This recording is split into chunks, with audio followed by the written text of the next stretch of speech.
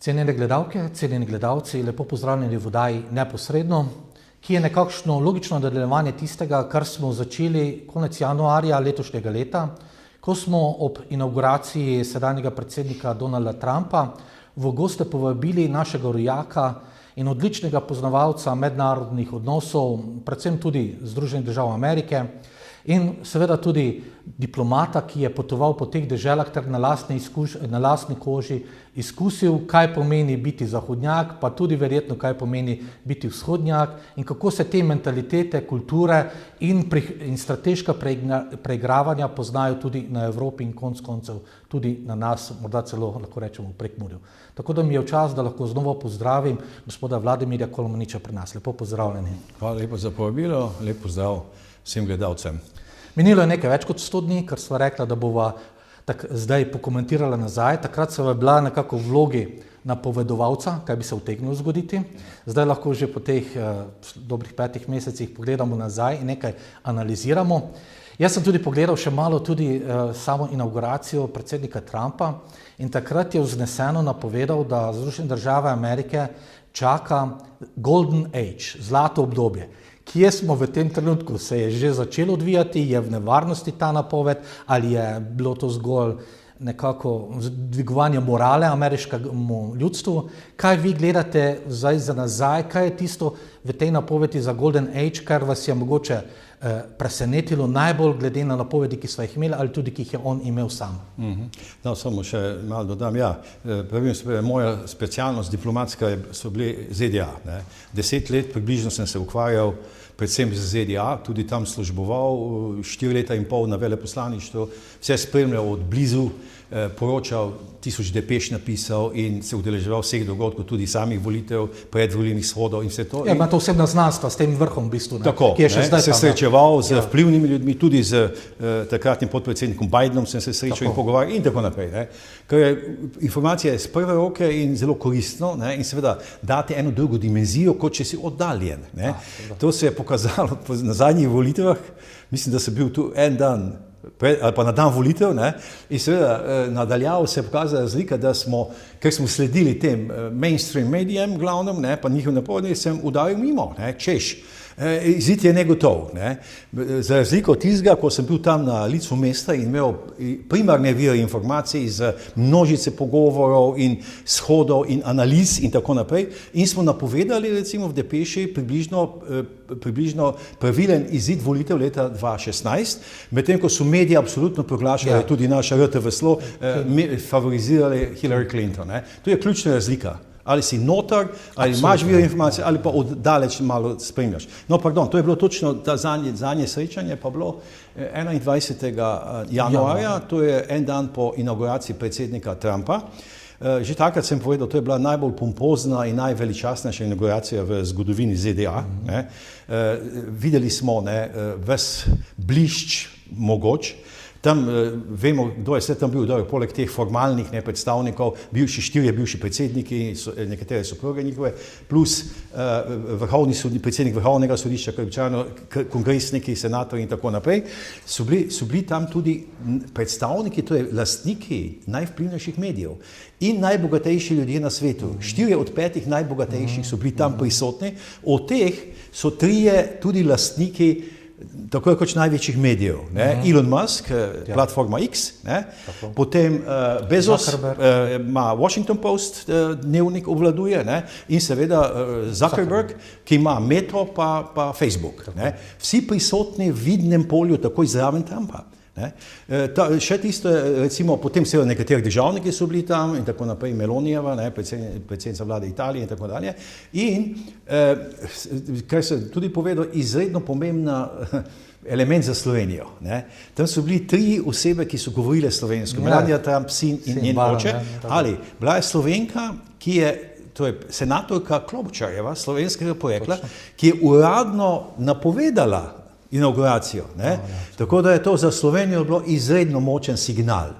No in kar sem povedal takrat, še noben predsednik ni imel takšne koncentracije moči, kot je imel ta. Kot rečejo, ne samo politično, pa se politično, pravosodno, recimo veliki meri zato, ker vrhovno sodišče ameriško je vrhovno sodišče brez, oni nimajo ustavnega, odloča o najpomembnejših zadevah, tam je 9 članov, od tega 6 konzervativnih, 3 je imel Trump in ti z določeno naklonjenost obravnavajo ta vprašanja ključna, to je treba vedeti.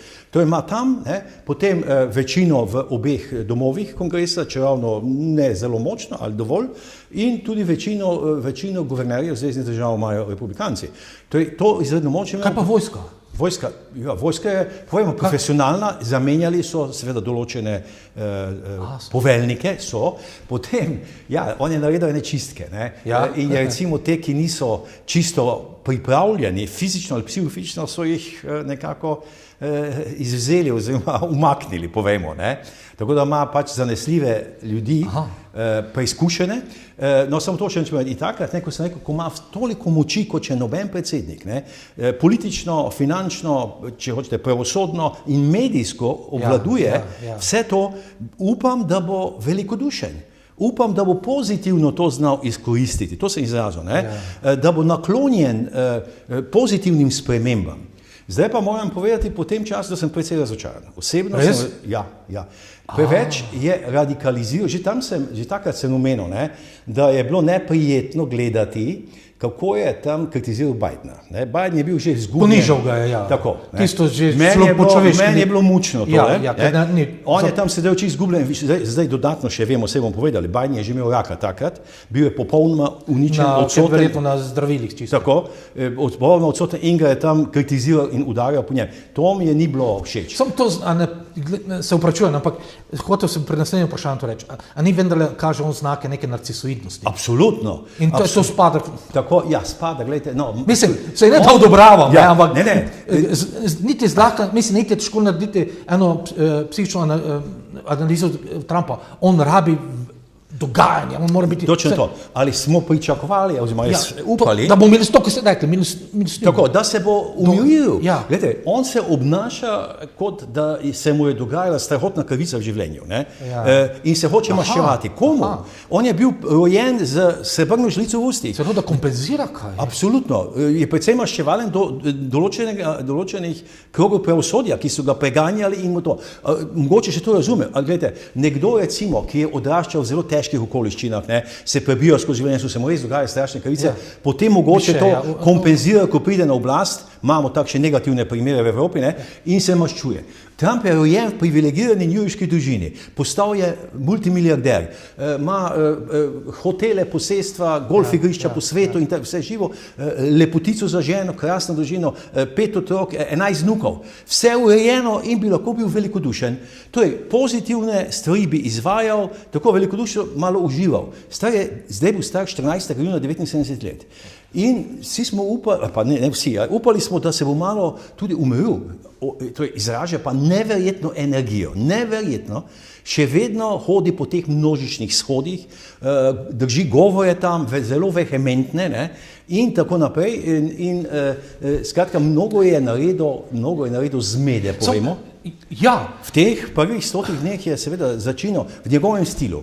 Torej, še enkrat, osebno sem upal, da bo drugačen. No, to mi je zelo všeč, ker drugače bi jaz, nisem novinar, ampak čisto kot sogovorec, moral spomniti, da smo mogoče takrat preoptimistično, prevelikodušno ali pa ne bom rekel prenaivno upali, da bo zmogel iz te svoje kože, ko bo enkrat dosegel to, kar je hotel, biti izvoljen, ker potem na nek način vendarle stopijo iz tiste agresivne retorike korak nazaj in pokaže tudi to, ne vem, tudi če si narcis, da znaš biti milosten, ker to lahko tudi na ego dobro vpliva. Ampak on je nek grandoman, ker njemu so začeli takrat, recimo, da so ga primerjali s Kirom drugim, celo ko je predstavil iz Tel Aviva v Jeruzalem, ko se celo na kovancu imate enega najpomembnejših likov v zgodovini za Izrael, Kir, da je on drugi Kir.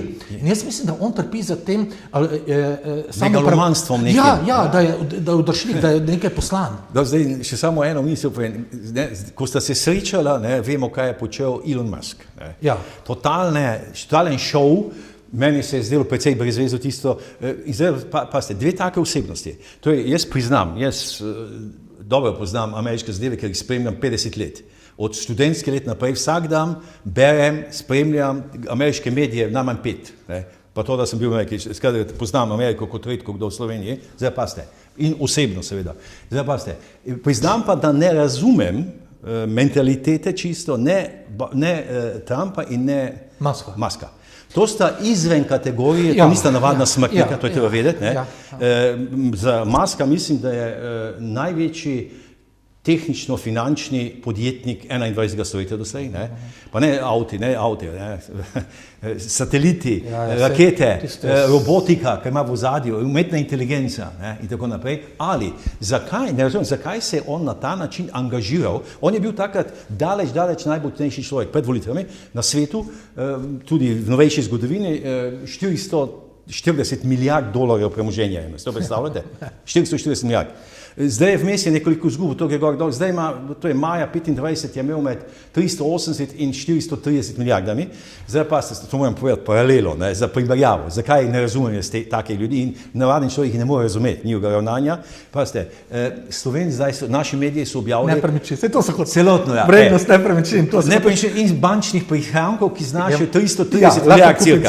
Torej, ironija, Elon Musk je bogatejši kot vsi Slovenci skupaj, ste predstavljate, oziroma premožnejši, kako hočete. No, zato takih ljudi ni mogoče vrednotiti z poprečnimi, z navadnimi standardi. Ker se in nikoli ne bi, recimo, se pravi, za Trumpa, Trump je hotel prvi mandat, se potrditi, postati predsednik, potem, ko je dosegel vse, kar se da, postati predsednik in to mu je uspelo. To Američani pravijo cherry on the cake. Še to. Pa smo mislili, ne, šel je drugič kandidirati. Zdaj pa smo še toliko bolje mislili, da bo se umiril, da bo užival življenje, da bo res nekaj naredil. Da bo hotel modrost tudi izkazati, ker on je zdaj dokazal samo, da je loose cannon. Da bo bolj državniški, po vsem tem, eleganten, malo zvišen ali prijeten, recimo. Ni mu treba. Stari 79 let, zdaj bo stari 79 let, pa neverjetno to, da se mu da vse to početi. Tam ima 11 vnukov, ima vse posestva in bi lahko se stisnil, kaj je svoje golf igrišče, vse živo, svoje hotele. Torej, tu izkazuje neko energijo, jaz bi rekel precejšnji meri negativno, nažalost, ki je jaz ne razumem. Pa bi se potem strinjali, vendarle smo gostili tudi že neke komentatorje, tudi poznavalce Amerike in teh mednarodnih odnosov, da enostavno je bilo kar slišati, da mu deep state vlada, da je v rokah, bi to, kako daleč, ne. Glejte, nekaj te vedeti. Globoka država, tisti strici iz ozadja, da pojasnimo. Kot pri nas. Zdaj, neke naveze, glejte, ta vojaški konglomerat, ko so govorili, finančno-vojaški konglomerat je vedno imel določen vpliv. To gotovo, in to pač so vedno te teorije bile v zadju, to jaz ne vem, gledaj, jaz priznam, ne vem, in to so samo spekulacije. Vplivi so gotovo. Ja, to so vplivi. Ampak vsi so nekako čakali, da bo kar hitro vojne konec, recimo v Ukrajini, da se bo znal pobotati z Putinom. In ker zgleda, da so pritiski tudi z tega vojaškega lobija, ne končati vojne. Ja, to je možno, se bom prišel k temu, samo še hočem povedati isto, recimo, potem je nujno prišlo do nekega, potem njegovo nastopaštvo. To je za nas diplomate je to nedopustno in nepredstavljivo, da se pred kamerami pogajaš. Pa pogajaš, da ti kamere direktno snemajo. Ti se pogajaš za kuliso, dogovoriš in prideš ven, oziroma pride, da povedo, to smo se dogovorili. To je nekaj drugega. Zdaj, recimo, da preskočim, prvi Trumpov, ali pa imel je nekaj uspehov, eden največjih uspehov doslej je zdaj zaključena pogajanja o carinah med ZDA in Kitajsko. V Londonu sta se pogajali dve delegaciji dneve in dneve in naredili so odličen sporazum za ZDA. Samo kaj to bilo del taktike, ker začel je zelo nerealno. Mislim, to je bilo barantanje, mislim, to so ko baranjevke. Znano, šel je na 140 pa na 150% carine, zdaj so pristali na 50, Kitajci so pristali na 50 in Američani pa bojo samo 10%. Pa še vedno to lahko prodaja kot svojo zmago. Ja, se je. No, hočem povedati, zdaj, potem ta epizoda z Muskom. Zakaj je Musk tisto vse počel, ne vem, s tisto žago, pa vse. Res je, da zdaj objavljajo podatke, da so res oklestili milijarde in milijarde takšnih nepotrebnih stroškov, ukinili en kup teh podvojenih agencij in nekaj vse. In zdaj občutek je bil, vemo, tisto pozlačeno žago je mahal pa skakal tam in se je tako, da jaz sem bil šokiran, moram priznati, nepotrebno. Ali, ta agencija, ki je vodil potem Musk, vladna, DOGE imenovana, za zmanjšanje stroškov in birokracije, je delovala uspešno. In potem bilo je naprej dogovorjeno, da bo on samo določen čas. 3 mesece, to je bilo. No, tako. Ja. Ali potem je pa nastal občutek, da bi on rad še ostal. In Trump se je pa od njega poslovil, dal tisto plaketo, se zahvalil in tako naprej. Potem pa dalje, zakaj je prišlo do tega spora.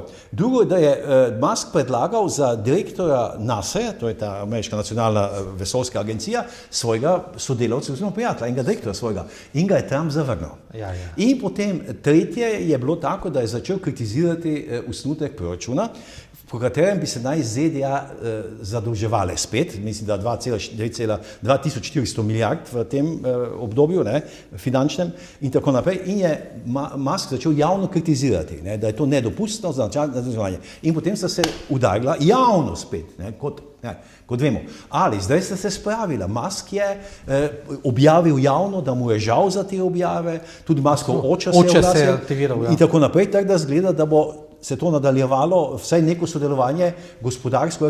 Ne pozabil, Musk je bil v tej Trumpovi uradni delegaciji na Bližnjem vzhodu, kjer je sklenil ogromno poslov.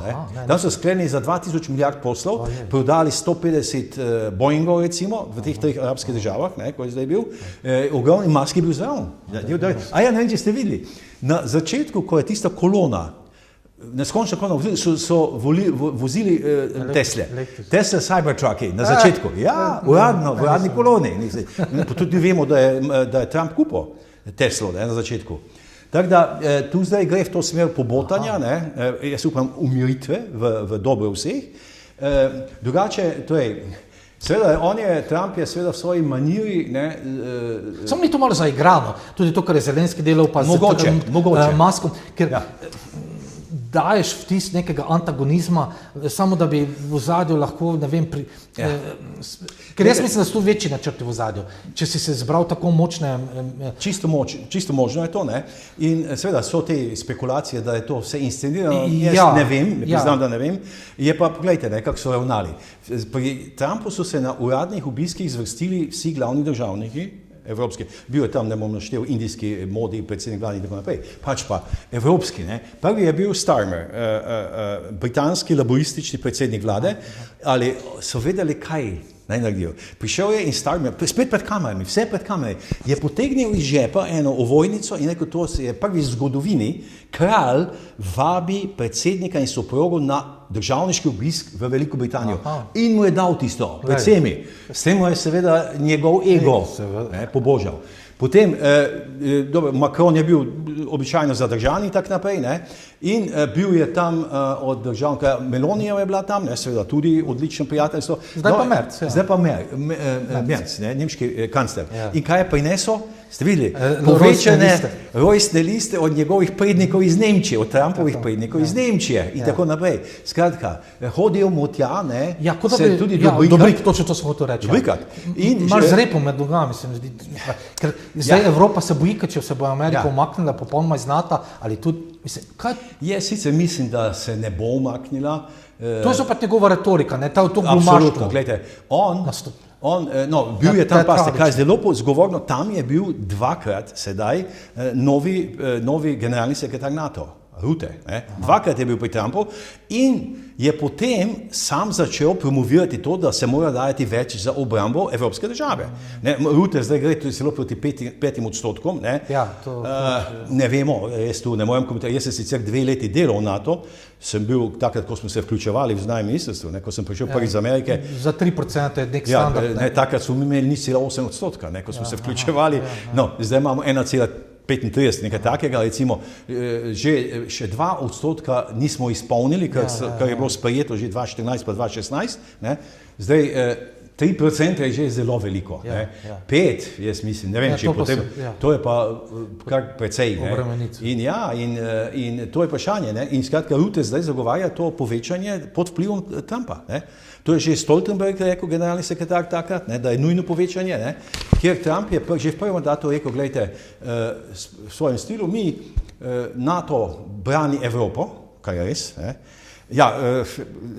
mi pa dajemo največ. Oni so takrat dali 3,4%, recimo Nemčija pa 1,3%. On je to ugotovil in rekel, to je nepravično.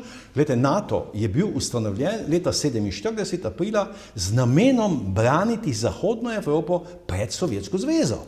In obstaja vsa ta leta, Vsa ta leta obstaja, skoraj 80 let, ne, in dejansko Zahodna Evropa nikoli ni bila napadena v tem času. Ne. To je svojo funkcijo upravlja, to je dejstvo. Zdaj pa seveda tu so vprašanje, kakšna je še nadaljna vloga NATO, širitve in koliko dajati posamezne države za obrambo, to so težke odločitve, ne, in težko. Trump zahteva seveda zdaj, koliko bodo države izpolnile, pa drugo vprašanje. Ne. To je NATO, jaz mislim, da se ne more kak tako razpustiti. Ne. To bi moral ameriški kongres z dvotretjinsko večino sprejeti in to je ustanovljen bil z Washingtonsko pogodbo, ne, Washingtonu, tam je tudi deponirana ta pogodba vseh podpisnic in zelo pomemben, ključen člen Washingtonske pogodbe je 5. člen, ki tako zagotavlja varnost obrambo vsem članicam, če je ena ogrožena ali napadena. Morajo ostale stopiti. Tako da zdaj se razširil na 32 držav NATO, ne, recimo imamo nove nekdanje do nedavne neutralne članice, kot sta Finska in Švedska sta vstopili. Jaz mislim, ker on tudi igralništvo, mal že lovim v kalnem, ne, ampak on upa gamblati, torej tvegati, igrati, ker on čuti, da ima trenutno močne karte. Ravno to z Ukrajino, recimo on je odpustil enega od svojih svetovalcev, ki so skrivaj se z Netanjahujem dogovarjali za napad na Iran. In on tu čuti, da dejansko on pooseblja tistega, ki lahko niti miru ali vojne v hipu spremeni. Ja, zdaj pa se, najnovejše naše novice, ne, če gledate te mednarodne, je to, da so Američani začeli evakuirati del ali pa celo večinsko osebje iz svojih ambasad v zalivu. Ker naj bi bili indici, da Iran nekaj pripravlja pa Izrael. Ja, to je zdaj najnovejša situacija, ne vemo. Iran je seveda, neka pogajanja so malo bila, pa so Iran zavrnil, in seveda ta IAEA, to je ta agencija seže na Dunaju za jedrsko energijo, je javila, da Iran ne sodeluje in ne da izvajati kontrole. To je zdaj najnovejše danes, bomo videli, upamo, da nič ne bo z tega. Še en simbol je, če ste videli, Trump je šel na Bližnji vzhod, na obisk, ta pompozen z najvišjimi častmi, ni pa šel v Izrael. Zelo močno sporočilo je to. Tam so celo sklenili nekaj dogovorov, tudi političnih, da bi se širili in tako naprej ta vplivno področje. Tam imajo v Emiratih najmočnejšo bazo na Bližnjem vzhodu. In samo da upozorim, v prvem Trumpovem mandatu je bila prva pot prav tako na Bližnji vzhod. In sicer že aprila, to je 2 meseca po inauguraciji, ali 3 mesece po inauguraciji, je šel v spremstvu Melanije v Saudsko Arabijo, kjer se je srečal z voditelji, mislim, da 55 muslimanskih, arabskih, islamskih držav, sklenili so ogromno poslov, predvsem oboroževalnih, od tam, to je vse medijsko strašno pokrito, bilo je rdeči tepi, Melanija bila zvezda, seveda, in potem so šli v Izrael, spet na najvišji ravni in še na zahodni breg, na palestinsko ozemlje, to je na palestinsko pravo. Zdaj pa Izrael ni šel. Jaz osebno sem razočaran, ker prepričan sem, je seveda ta izraelski lobby izredno vpliven v ZDA, vendar bi Trump lahko, če drugega dosegel, da ne bi bilo tega masakra v Gazi. To je strahotno neverjetno. Mi smo 2-krat prepotovali z družino cel Izrael in je bilo varno, moram povedati, leta tam 95 pa 99 z avtom in cel Izrael je bilo varno, vse so obvladovali. To, kar se zdaj dogaja, tudi v Gazi smo bili pa vse, kar se pa zdaj dogaja, je pa nedopustno. Se ta rešitev 2 držav bi bila, če veto ne bi dal Združene države. Veste kaj, to se pogajajo že od leta... Vem, samo zdaj je prišlo do genocida, ko je zopet eni tajijo, ampak on zdaj celo tule imam, da zagovarja preselitev Palestincev, The Center Square. Dejansko zdaj več niti ne, se pravi, v redu ne jih ubijati, ampak ne smejo pa več niti ostati. To je težko doseči, ali pa ste, nekaj jih bojo morali začasno dati, ko je bo treba totalno prenoviti Gazo. Gaza je razrušena do temeljev. In tu se osebno nekoliko začaram, da ni vsej dosegel nekega premirja, oziroma da se ne bi pobijalo civilnega prebivalstva. Potem je manjši uspeh tam edino to, da so neke talce izpustili zdaj v tem času, tudi enega Američana, recimo, in tako naprej. Kar se tiče Ukrajine, ravno tako, je tam edino, torej, oni se še naprej obstreljujejo, pogajanja so pogovori so samo bili. Zdaj edino, kar je nek viden uspeh, je ta izmenjava več tisoč ujetnikov med obema stranema, recimo. Jaz spet ne vidim zakaj ne. Recimo, to so čudne stvari. Najprej to uničenje teh bombnikov v Sibiriji, ne? Po eni strani, ali ker so Rusi rekli, to ni šans, da Ukrajinci sami naredijo, potem se še Zelenski zahvaljeval za 18-mesečno pripravljanje akcijo, kot da o tem ni vedel, oziroma kot da so tu neke res tajne službe ali kdorkoli že delal. Plus tega pa tu, zdaj kolikor to je res, ne, v obisku Merca, ko so že omenila, tule imam en vir, se je Mercu pohvalil, da je on zaustavil Severni tok, oziroma da ga ne bo več. Se pravi, Trump je rekel, ne tega, but I stopped it. Jaz sem ga zdaj, se pravi, pa to, da boste komentirali, se pravi pa tretji moment v tej, da niti ni vedel, da so menda izvedli atentat na Putina, na tistih helikopterjih ali kakorkoli. Se pravi, kaj je tu, kakšen igrač je tu Trump, ali je glede Ukrajine? Ja, zdaj, on seveda neskončno ponavlja, in to ima prav, ne? On je podedoval situacijo, ki je zakuhal Biden. Najprej katastrofalno situacijo v ZDA, treba vedeti, ne? Za časa Bidena so ZDA dosegle katastrofalno zadolževanje, nacionalni dolg je presegal... Zdaj že proti 40. Ne, 36 pa še nekaj. Takrat je bil čez 36 tisoč milijard dolarjev. Trilijoni, Potem visoka inflacija, visoki stroški energentov, pritiski na ilegalci, ilegalci tudi pa trgovina z mamili in vse živo. Ne? In on je rekel, to smo mi podedovali. Potem seveda in ta katastrofalen zunanje trgovinski primanjkljaj, to je že on v prvem mandatu podaril, to je oni imajo na leto približno 1000 milijard dolarjev trgovinskega primanjkljaja in to največja industrijska sila na svetu. Neverjetno. Ne hočem povedati. In največ imajo posamezni državi s Kitajsko, mislim, da tam 300 ali 350 milijard na leto, potem imajo skupno EU 230 milijard, skupno je največ posamezni z Nemčijo, potem s Kanado, z Mehiko in skoraj z vsemi partnericami imajo primanjkljaj. Zato je on zagrozil s temi carinami, da izravna ta primanjkljaj in Kitajci so očitno pristali na to zdaj po tem dogovoru, da bojo Američani kitajske izdelke obdavčili s 55%, Kitajci pa ameriške z 10% samo. Tu je nekaj izravnava. Podobno jaz mislim bo ravnal pri EU, torej z Veliko Britanijo so že sklenili s prvo tak sporazum trgovinski, z EU bo podobno ravnal, tam bo še nižje od 50 gotovo, ne? In tako da se nekaj izravna tega. Sam dolar zgublja na moči, on še vedno, mislim, ker evro je sorazmerno močan. Samo tam, koliko jaz poslušam, pa prek enih drugih podcastov mogoče, da se že malo pritožuje seveda nad inflacijo, da je vrednost dolarja padla, da cene grejo gor, da standard srednjega sloja. Paste, to delno drži, on to smatra, da je to prehodna reakcija. Da treba zdržati. Končni rezultat on gleda. Je velik njegov dosežek, da je spet sprostil vse vire ameriških energijev, ki jih je Biden zaprl. On je v prvem mandatu naredil in zdaj spet. In paste, tu je situacija, da Američani so sprostili vire energije, spet postali energetsko samozadostni, drugič neto izvoznica energentov. To je utekočinjenje zemeljskega plina, kar ima ne samo cenovni faktor, temveč politični. Namreč ta izvoz gre v Evropo, v EU, največ Nemčijo, ki ne bo odvisna od ruskega plina. To je eno. Drugi del je pa ta, da Trump hoče s tem izravnati trgovinsko bilanco. Oni naj kupujejo to in paste, zdaj so dosegle cene goriva, so ravno konec maja dosegle najnižjo vrednost v zadnjih 4 letih v Ameriki. To je pomemben faktor. Plus tega je zdaj napovedal prav, kako ne rečem, agresivno izkoriščanje naravnih virov na Aljaski. On je rekel, Aljaska mora... Zdaj, jaz sem malo naravovarstvenik, varstvo narave. In to, ampak mislim, ne da ga ne razumem, seveda razumem, ampak prav tisto ne bom rekel brutalno, kot v Bolsonaru v Braziliji. Ta njegova retorika, drill baby drill, to je že prej govoril, ne? On ne ve točno to, on samo na veliko zna iti, ne? To je all-in igre skozi. To je problem. Potem je naznano, seveda revolucionarno, obrambni sistem Golden Dome, zlata kupola. Jaz sem bil prisoten v parlamentu, v kongresu, kot edini slovenski diplomat, pa edini Slovenec, mislim, da 5. marca 2015, ko je nastopil pred obema domovoma Netanjahu, predsednik vlade, in je se javno zahvalil Ameriki za Iron Dome, železno kupolo.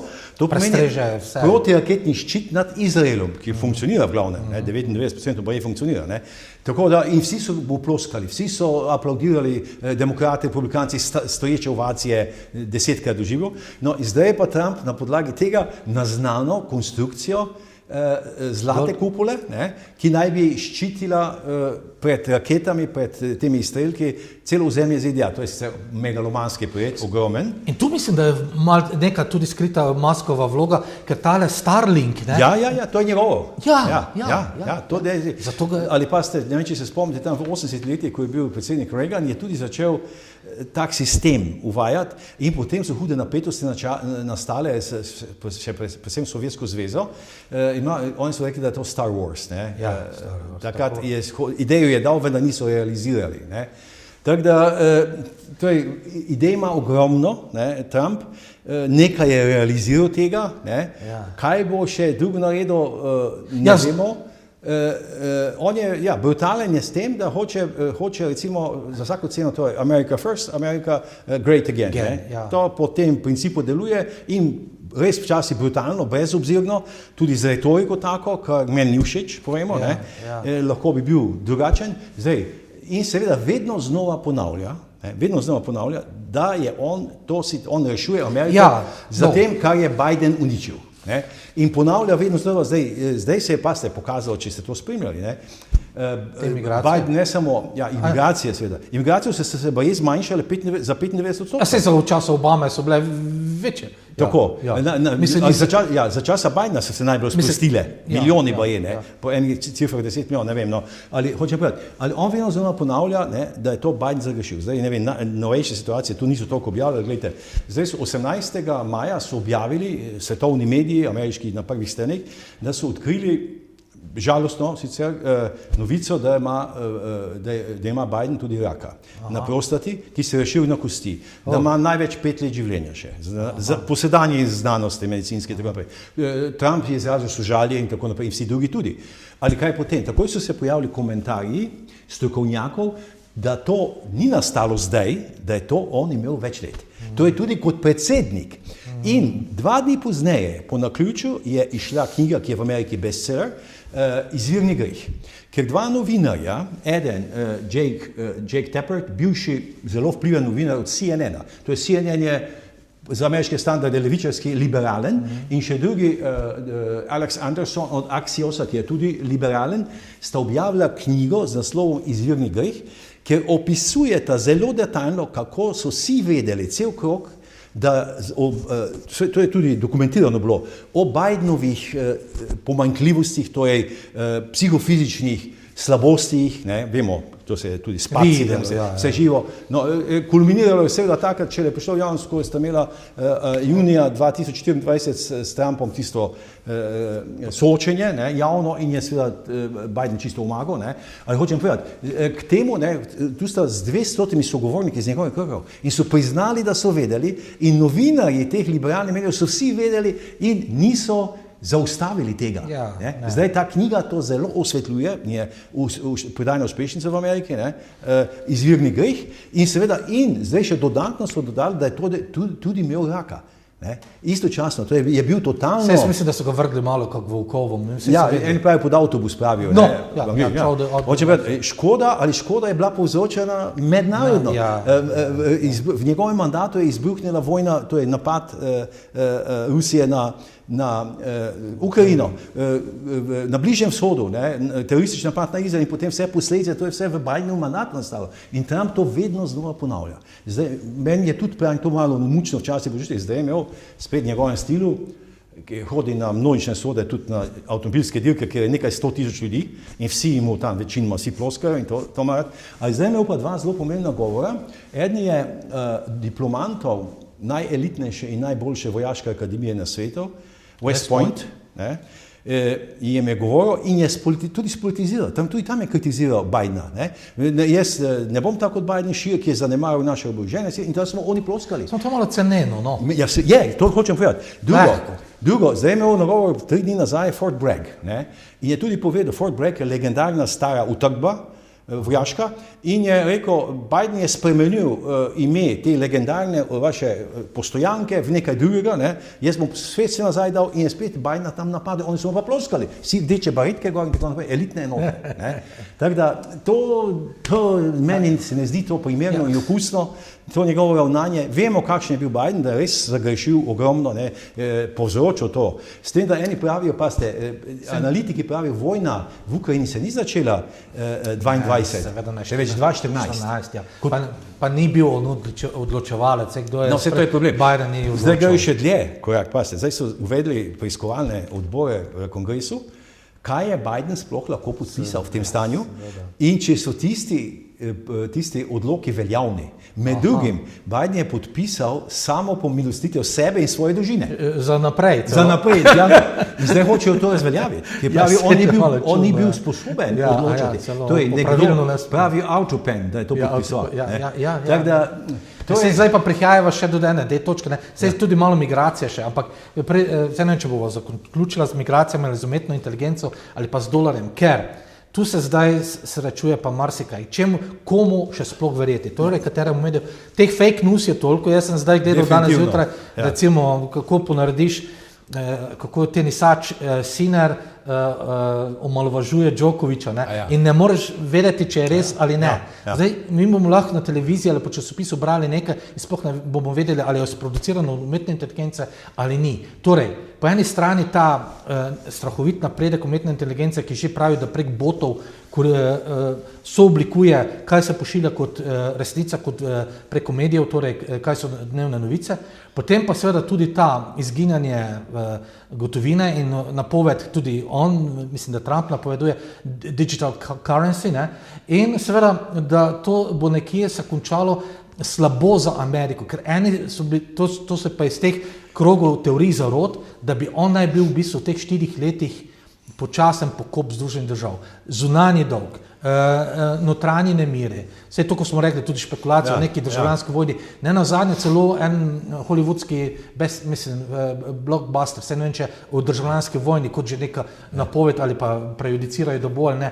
Skratka, ali je lahko to, kar so v uvodoma rekla, ta golden age, v redu, greš prek neke otroške bolezni, v redu, ni lepo, da se sklicuješ na to, kar si dobil kot zapuščino.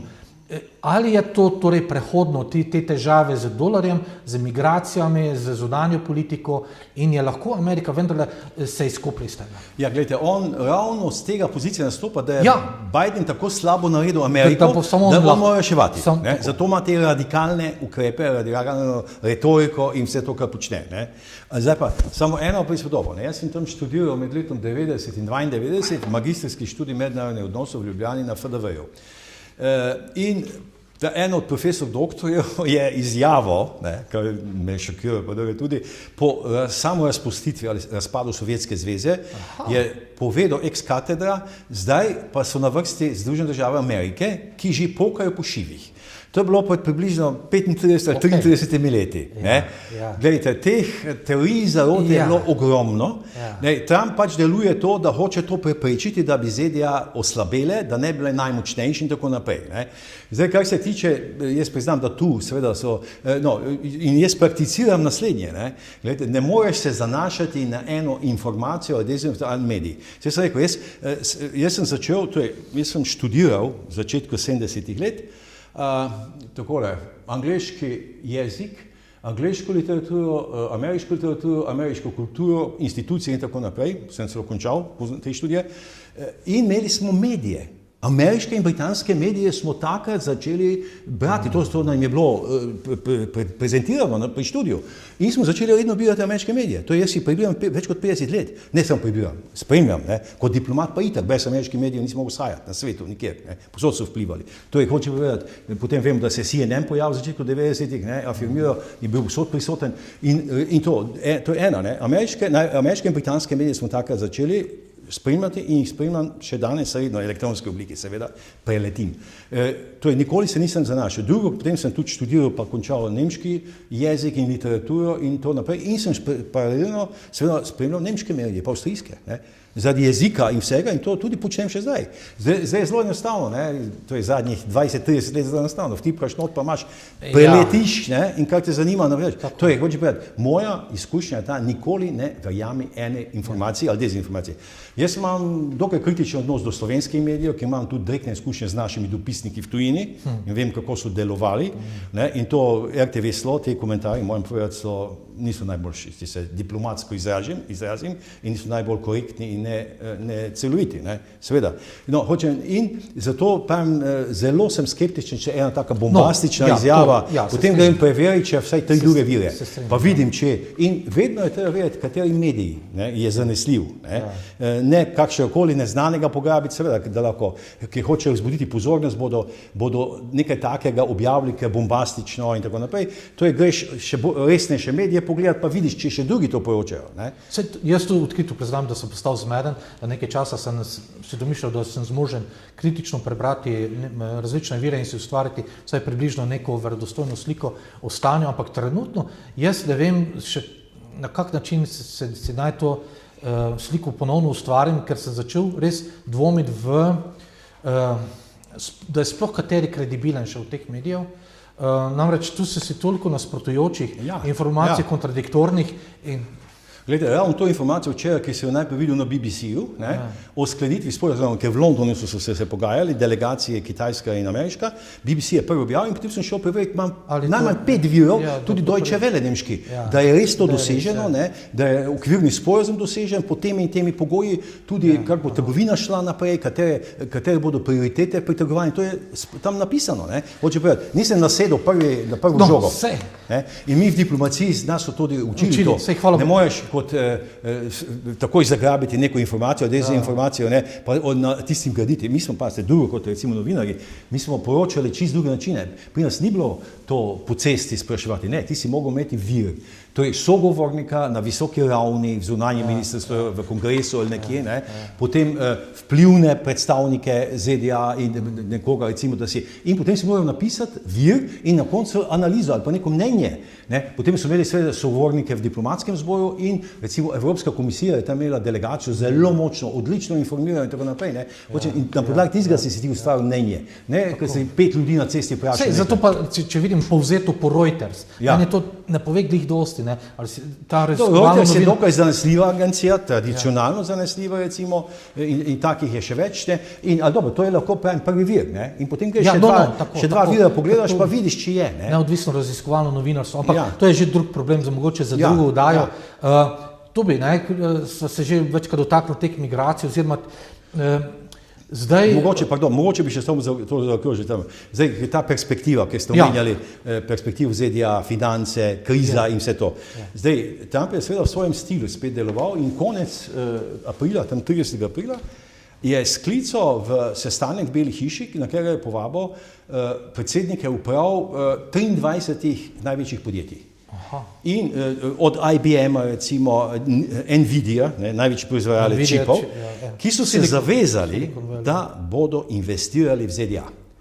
Proizvodnjo selijo iz tujine v ZDA, sklenjeni so bili posli, skupno doslej, tako navajajo, za 10 000 milijard dolarjev investicij v ZDA, in poslov sklenjenih ZDA, tudi Ford, recimo pa take, ki selijo iz tujine. In drugo, v tem segmentu, kar je tudi za nas lahko zelo pomembno, je bilo, mislim, da 9 največjih farmacevtskih podjetij, to je farmacija in medicina, ki so se zavezali, da bodo investirali v raziskave in proizvodnjo v ZDA. S tem bi naj pocenili zdravila v ZDA, ki so zelo draga, kot vemo, tudi Slovenci plačujemo za te otroke milijonske, kot vemo, zbirajo denar. In je izdal ukaz, da se morajo zdravila v ZDA poceniti od 30 do 80%. Predsedniški ukaz je na tisto izdal. No in tako da tu je upanje za razvoj zdravstva, in ki bo seveda plusnilo tudi v Evropo, slej ko prej, te raziskave.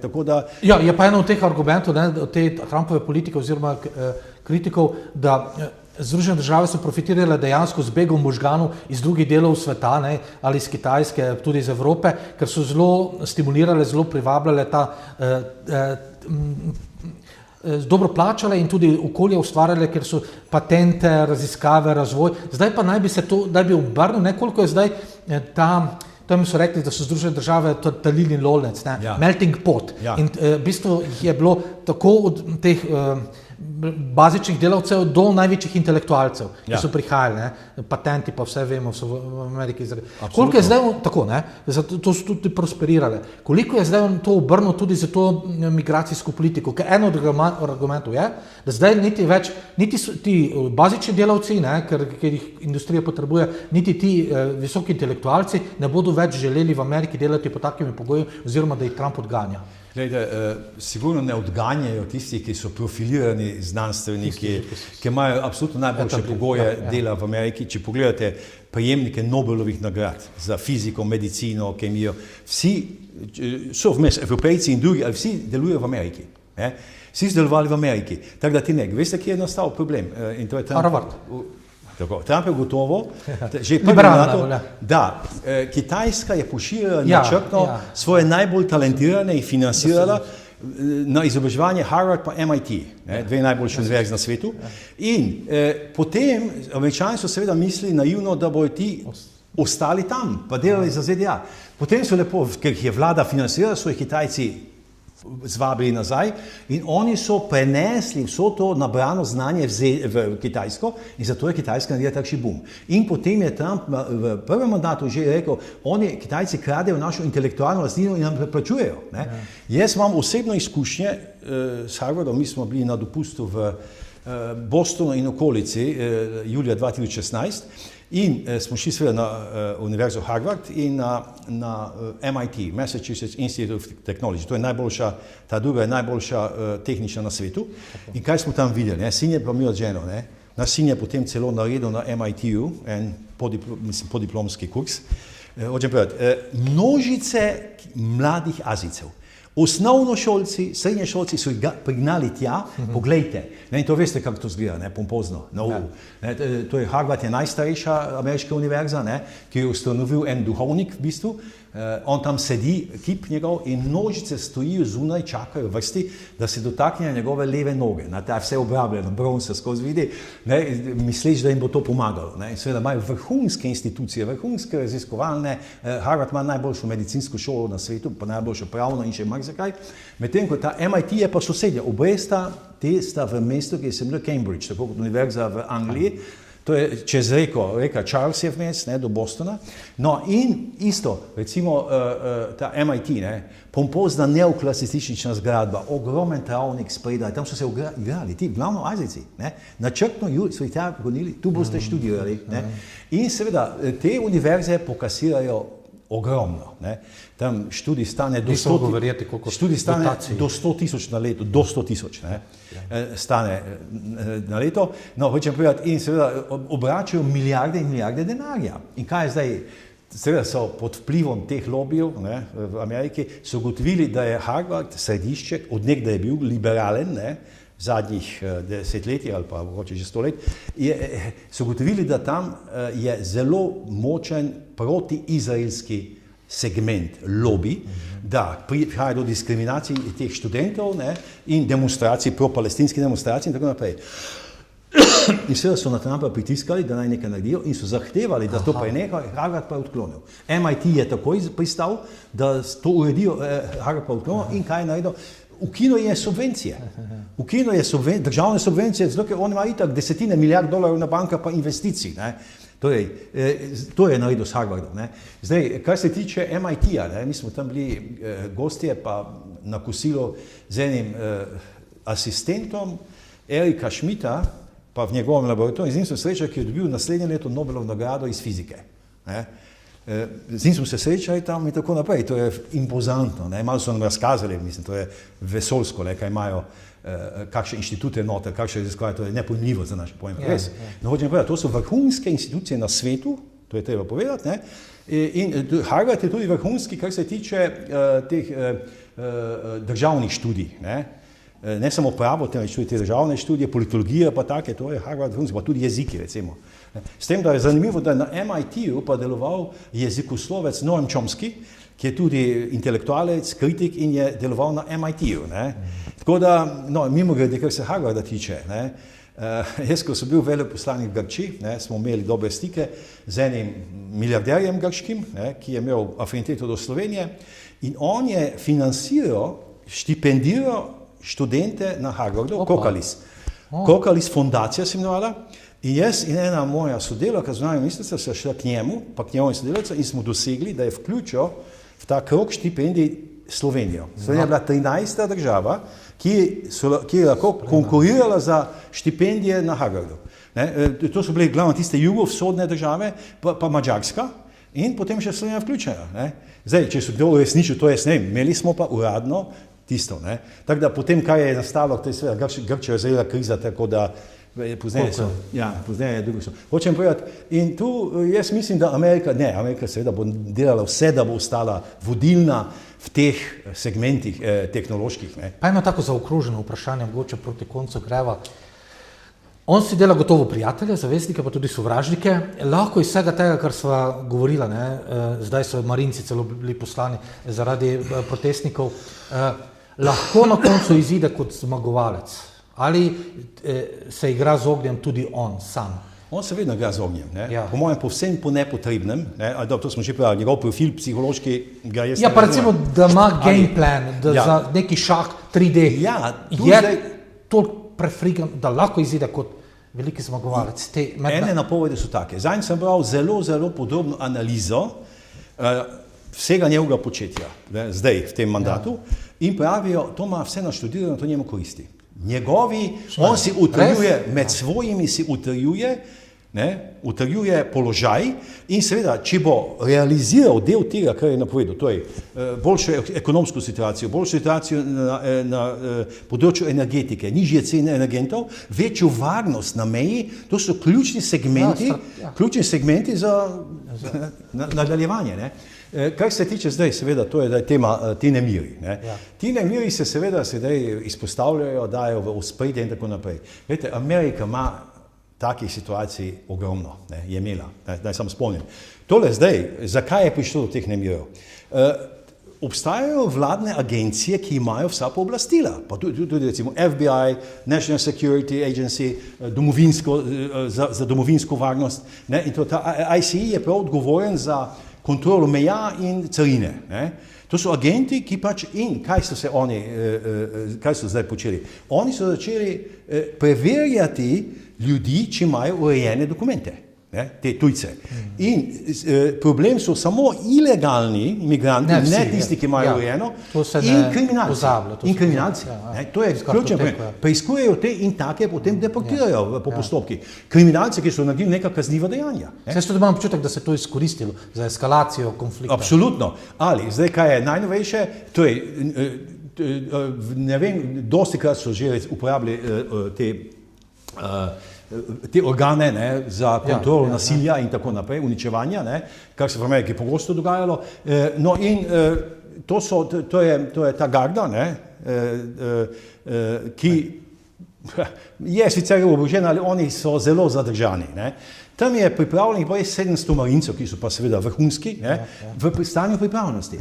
Ali med tem so hočem povedati to, in nemiri so se tokrat začeli v Los Angelesu, Los Angeles vemo, da je problematičen že po mnogih. Kdaj ni bil, In začeli so se nemiri zato, ker so se potem organizirali ti in začeli ovirati te agente in jih napadati. In napadati policijo. In potem so videli, tako več naprej ne gre, in so poslali gardo tja.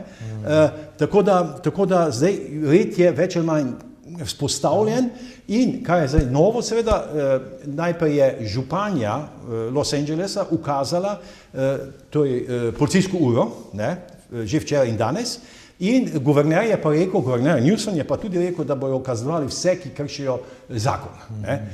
Zdaj, tako da naj povemo, Los Angeles je absolutno problematično mesto, oziroma vemo, tam so bili milijoni imigrantov, eni legalni, mnogi nelegalni, trgovina z mamili. Glejte, na Los Angelesu, v obroju Los Angelesa, pa tudi mesto, pa pri Hollywoodu, so bivakirali tisoči in tisoči na pločniku, v škatlah kartonskih, v spalnih vrečah. In seveda, kriminal je vse sorte. Ja. In to je tipično, kar se zdaj dogaja, potem se zberejo aktivisti, animirajo k uporu, vendar ne miroljubnemu, preide v nasilje, požiganje avtomobilov, požiganje hiš, nadlegovanje ljudi, ropanje trgovin. To je pravilo. In zdaj če posežem nazaj, to je Los Angeles, kvaliteta, vsi smo šokirani na tem. Glejte, lani okrog Božiča so bili veliki požari, veste, da je pogorelo na desetine hiš, tudi hollywoodskih, 11 ljudi je umrlo v tistih požarih, 10 000 so se izselili in se več ne bojo vrnili. In kaj je bilo? Niso bili pripravljeni, čeravno so vsako leto požari tam, niso bili pripravljeni, ni bilo v hidrantih, ni bilo vode. Županja, ta ista je bila na obisku pri svojih sorodnikih v Afriki v tistem času. Hočem povedati, mesto nažalost in Kalifornija je postala zelo neugledna, nevarna zaradi vseh teh kriminala, mamil in vsega, tako da se mnogi selijo iz Kalifornije, tudi Elon Musk je preselil podjetja iz Kalifornije v Teksas in v Teksasu je ustanovil svoje mesto. San Francisco podobno, tu je nekaj tempiranih bomb. Ja, to je tista kultura, ki smo jo mi nekoč občudovali. Iz 60-ih hipi, rockerji, in smo hoteli glasba in se je to spridilo. Pred našimi očmi se svet tako hitro spreminja, da gospod Koloman... Samo še minuto, da ene paralele, ker to je bila tema. Glejte, za primerjavo, ker jaz sem to spremljal, v živo sem doživljal, da ne pozabim, v Atenah sem doživljal kot veleposlanik te nemire, demonstracij nešteto. In najbolj tragične so bile protivladne demonstracije, sindikati in tako naprej, še organizirano, ali tam 100 000 ljudi na glavnem trgu Sintagma, pred parlamentom in tam, ali v mestu se mešali provokatorji vedno in tako anarhisti. No in najbolj tragični dogodek je bil, Grčija je zapadla veliko finančno gospodarsko krizo tam 2009 pa 2010, ko je bila globalna, in množične demonstracije, požiganje, enkrat sem zašel celo dobil eno dozo solzivca. Ali ne to, 2010 maja, v take demonstracije in anarhisti ali kdokoli so vrgli molotovko v eno pisarno, kjer so zgorile 3 ženske, ena je bila noseča. Tako, zažigali so, recimo, zlasti radi so zažigali diplomatske avte, in se je to zgodilo. No, takrat sem jaz bil v Odmevih pri gospodu Bobovniku, nadaljavo, da sem komentiral, da to še se ni zgodilo 3 smrtne žrtve, 3 nedolžne ženske. Kar se pa Amerike tiče, leta 92, vi se ne spomnite, afera Rodney King. Rodneya Kinga so Los Angeles, Rodneya Kinga so zaustavili, ker je kršil prometne predpise in tako naprej, in ga 4 ali 5 policistov so ga pretepali, nekdo je to posnel, dal v mediji vsi objavili, kako enega nedolžnega pretepajo na cestah, on je bil črnec, in tako naprej, in potem so bili postopki sodni in to je ta porota, velika porota so policiste oprostila, čeravno so ga po teh mlatili dolgo, skoraj do nezavesti vse to. King ni bil čist nedolžen, kot se je pokazal. Ali, ko je šlo to v medije, vsi so to predvajali neskončno dolgo, spet, ko so ga oprostili na ulice, v glavnem črnci. In isto, požigi, ropanja, maltretiranja, nasilje totalno, film je posnet o tem, In bilo je 6 dni je trajalo, da so mesto skoraj razdejali, potem je prišlo 10 000 članov nacionalne garde, vojske, policije oborožene, da so jih obvladali. To je leta 92 bilo, kar se mnogi ne spomnijo, kot paralela, to, kar se zdaj dogaja, dosti hujše kot to. Tam so bili mrtvi in tako naprej. Potem ste imeli leta 68, ko so ubili Martin Luther Kinga. Tam je bilo na desetine mrtvih, v tistih nemirih, spet črnci so šli, pač pa seveda ogorčeni, da so njihovega vzornika, njihovega voditelja ubili, in spet množice in tisto je trajalo par mesecev. In še enkrat v Chicagu, recimo tudi, ko so imeli konvencijo demokrati, tudi leta 68, prav tako nemiri protesti proti vojni, Vietnamu in Kambodži. No in potem še za nameček leta 70, ko je bil, takrat je, torej 68 bil predsednik Johnson, demokrat, leta 70, ko je bil predsednik republikanec Nixon, so pa v nemiri spet, študentski nemiri, protesti proti vojni vse živo, so spet poklicali gardo in vse, vojsko, gardo in tako naprej, in so na univerzi Kent v Ohio ustrelili do smrti 4 študente in ne vem, 12 jih ranili resno. Skratka, ti nemiri imajo v Ameriki v zadnjih desetletjih žalostno tradicijo, tako da teh jaz ne bi izvzemal, to je zdaj to dogajanje, ki bo nekako zvodenelo. Samo to še povem, zdaj en hud preizkus bo vsega, pazite, ker napovedujejo tudi proteste 14. junija, ne? Zdaj, 14. junija, velika vojaška parada v Washingtonu ob 250. obletnici ustanovitve ameriške vojske, tako imenovane pešadije takrat, ne? To je 1775. Ne? In Trump je zdaj že imel več govorov in je rekel, če ne bi ustanovili vojske, ne bi bilo ameriške države, kar je res. Ne? Ja. In Trump si je zdaj privoščil parado, vojaško parado v Washingtonu, to je prva po letu 1991, ko je organiziral Bush. Ne, po koncu zalivske vojne prve, ne, in Trump seveda tudi bodo množice, tudi bodo 100.000 ljudi, ali seveda napoveduje tudi proteste spet, ne, že sedaj. Skratka, in to sovpada s Trumpovim 79. rojstnim dnem, kar seveda mnogi že kritizirajo spet njegov ego, ali dejansko sovpada s tisto obletnico, ali pač. Izkoristno pač, ja. Ja, in to bo spet en nov preizkus, ne, demonstracij, protestov in tako naprej, očitkov Trumpu, da se obnaša kot Cezar, ne, kot kralj, pa ne vem kaj vse, in seveda določeno tveganje, kot ste prej rekli, določeno tveganje je v taki množici.